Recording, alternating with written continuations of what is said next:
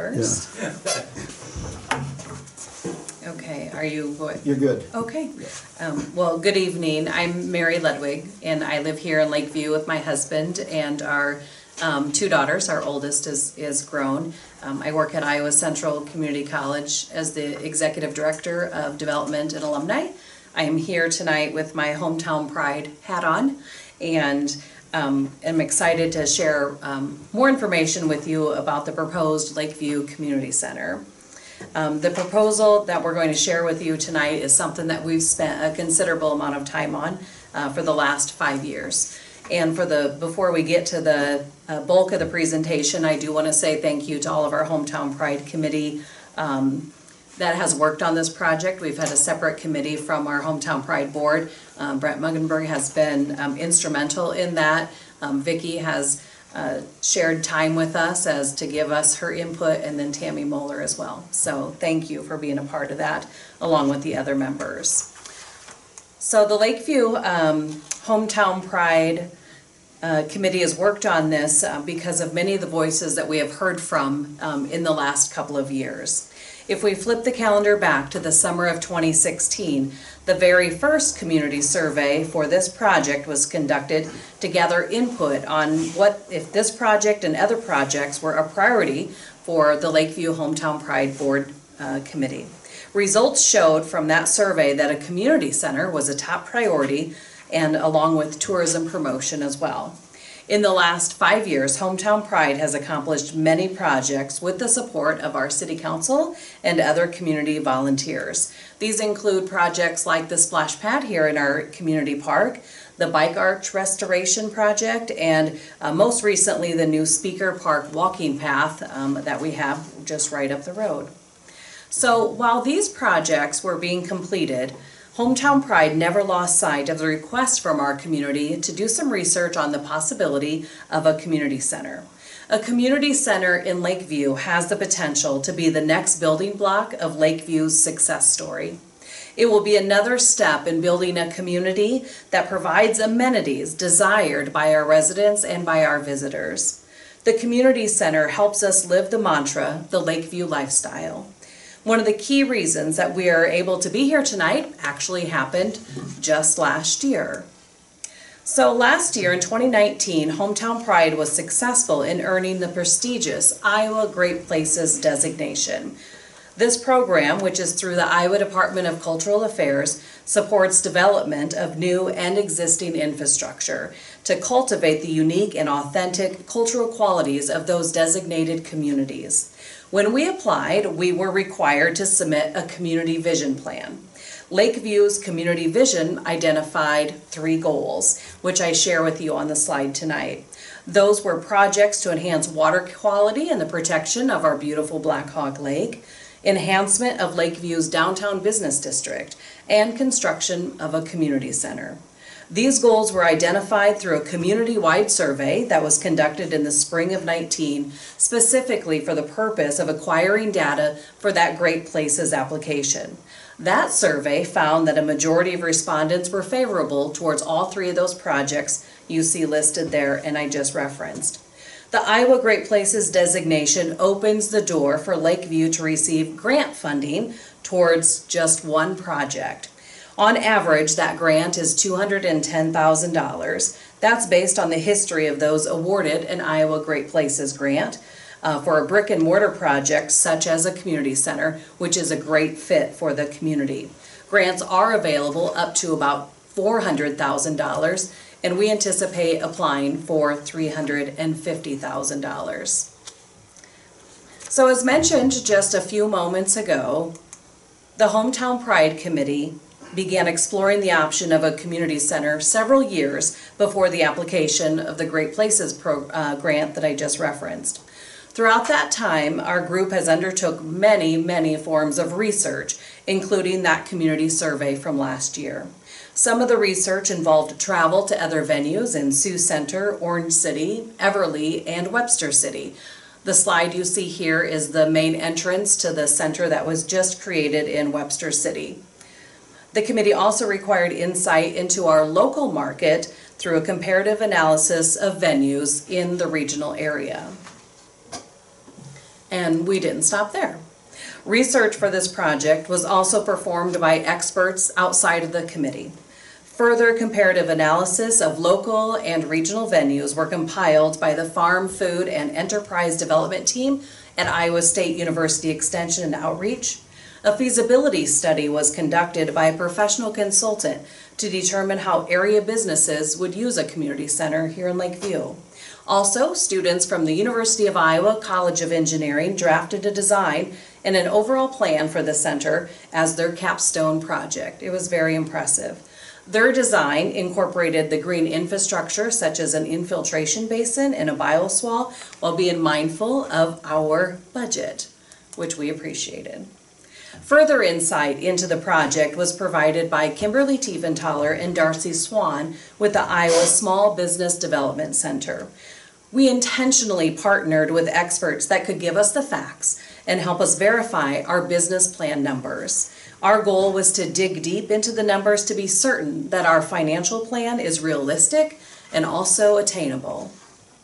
Some of us may ask, why does Lakeview need a community center? That's a great question, and I'm glad you were thinking about that. The answer is that such a venue would provide an all-season place for our residents, visitors, and businesses to host family and friends and customers. Lakeview has not had a venue since the ballroom closed about 15 years ago. Since then, our community has seen considerable progress with the addition of new residents, new businesses, new events, and much else. This photo is the inside of one of the venues that we visited up north in Sioux Center. So when we talk about Lakeview, one of the areas that our community has seen so much growth in is tourism. Studies show that in the last 15 years, tourism in Sac County has steadily trended upward. Tourism data for Black Hawk Lake alone shows that it draws over 146,000 visitors annually. Besides the lake, other visitors come to Lakeview to enjoy things like our beautiful bike trail, explore the sip and sample and have a few fun beverages. They attend the Stone Pier concerts, which are just phenomenal. Altogether, we are talking 250,000 people each year as visitors. That is pretty outstanding. These guests are a boon for our local economy, especially for our restaurants, our retailers, and the hotels. By providing an indoor venue to host large events, a community center would further boost tourism by drawing new people to our community to attend receptions, attend banquets, trade shows, and much else. The list is really endless. Ultimately, it would build on our recent growth of tourism in Lakeview and take it to the next level as a regional destination. We have had many folks step up and offer their community support, including Jennifer Reeder, who is the owner of the bar in downtown Lakeview, as well as Cora Lair and her family, which folks know that her boys are, of course, avid fishermen in our community, and you can read their statement there to yourself. So the Lakeview Community Center, this is a snapshot of what the proposed design is. The Lakeview Community Center is designed to accommodate 430 people in a very comfortable way. The exterior will be a combination of decorative stone with metal and a concrete drop-off and loading zone. Paved parking is available next to the center, and then the remaining area will be gravel as a cost-saving measure. Water runoff has been looked at, and we have plans for rain gardens and a bioretention area because we're mindful of our beautiful lake. At this time, the proposed location is near the Cobblestone Hotel, which we know is an advantage that other places cannot offer. Here's a look at the layout that we have proposed at this time. It would accommodate 430 people. There's a covered entryway, a vestibule to take off your jacket and whatnot, a smaller meeting room to accommodate board types of meetings and small gatherings. There's a portable stage because we anticipate weddings, and there's great things in our community like the murder mystery dinner that we would all enjoy seeing once again. There's a warming kitchen for the catering companies that would accommodate their needs, and then a serving room so that you can gather your food and then go sit down without that process being part of the main event. There's a main bar and of course a portable bar, because we know we all like to consume a few beverages when we're in that type of mood. And then a garage for deliveries so that things can be brought in no matter what the weather is outside without having to worry about it. So events and activities, what will we do inside that community center? You know, you can start creatively thinking, and that list really is endless. We put those areas into a couple of different buckets here. One is celebrations, which obviously is weddings and reunions, even dance recitals. And then nonprofit events like a tourism convention, community meetings, fundraising events like a trivia night or a red dress dance during Valentine's Day. Also, Ducks Unlimited and Pheasants Forever could host their meetings there. Businesses would want to have trade shows there, or an auction, or a sports show, or a gun show, these type of things.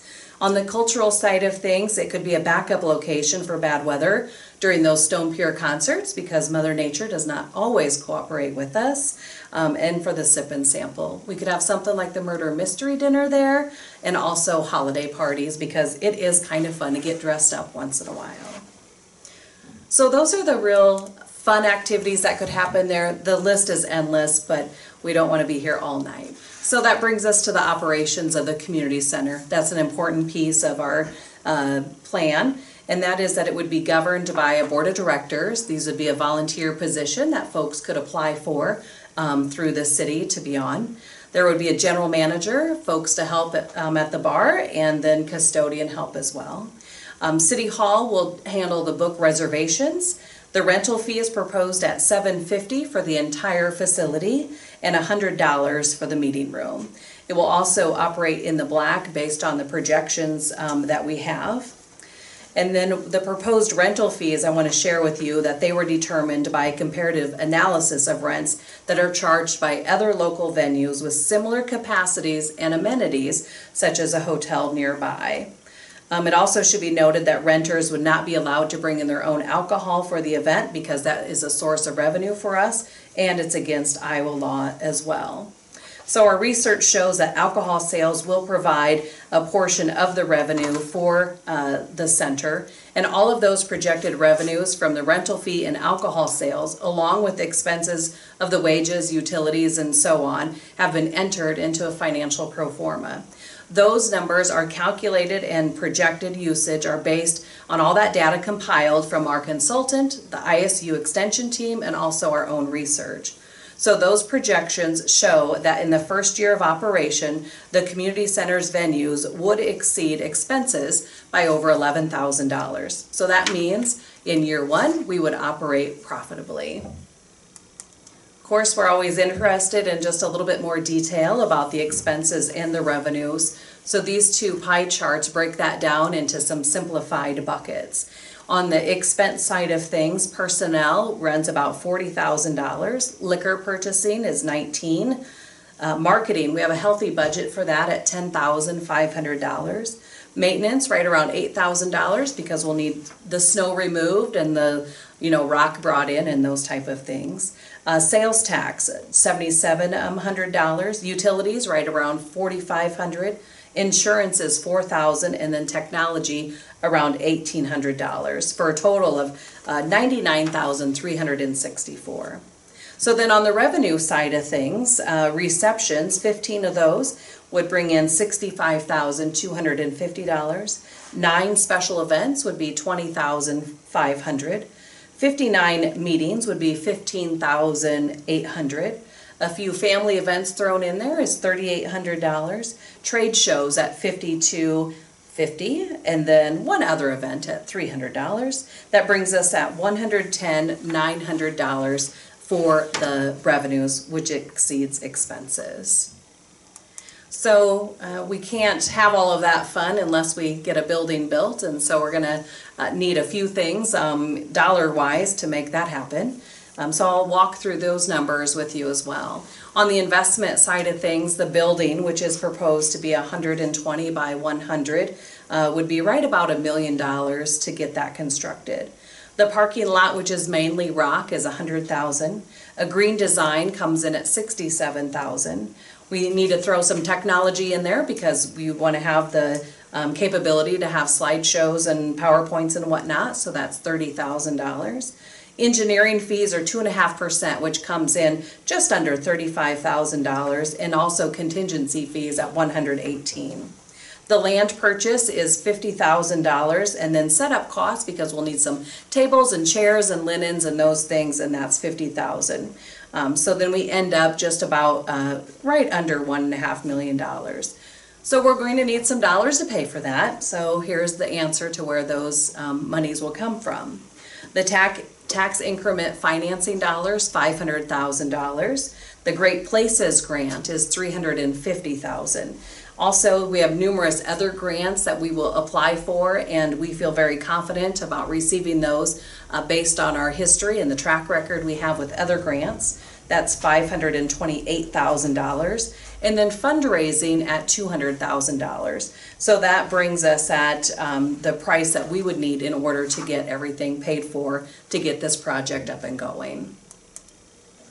So then the next piece is the marketing. We certainly don't want to have the mentality of build it and they will come, because we want to be very strategic about that. So marketing the community center to our target audience will be strategic and encompass multiple communication channels, including social media things like Facebook and a city website, trade publications, and also setting up meetings with those that would use the building to showcase what we're offering. We have received feedback from marketing experts on how we will reach our target audience and have created a marketing budget in the overall expenses. So you might be wondering, well, what are the next steps that we are going to take if everything comes together? The first, the vote of the support from the City Council. Also fundraising, we'll be doing that in the spring of '21. We need to submit the Great Places grant, and then if everything comes together, we'll be getting out those golden shovels and breaking ground, and then in the spring of '22, we will celebrate the community center. So tonight, that is the last piece of the presentation this evening, and I invite everyone here to really consider supporting the community center. Support can come in so many different ways. You can be a champion for the project in our community. You can share the facts and the information that our committee has looked at and researched with those that ask questions about the community center. Of course, you can donate to the community center project when that process starts to happen. And then hopefully when it's open, you can schedule or participate in an event. The community center truly is more than just a building for Lakeview. It's a step in the right direction for us to continue to move forward and provide a place for generations to come. Thank you for listening tonight. We appreciate your time. Now you can clap.